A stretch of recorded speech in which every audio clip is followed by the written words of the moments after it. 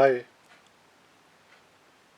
in this video we will see the fifth case of OLL,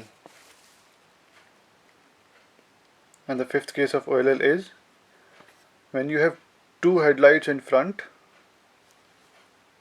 and two colors on the top, on the back side. So two corners on the back side have the yellow color and we have two headlights in the front. This is the case 5. So you can see the cube. And how to solve this case? Keep these front headlights towards the front side and then do this move. R2,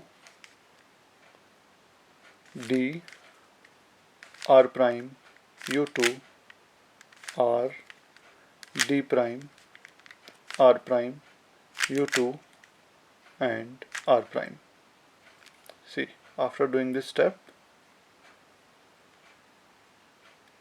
the OLL is done. So all the colors on the top layer is now same. This is the case 5. Thank you.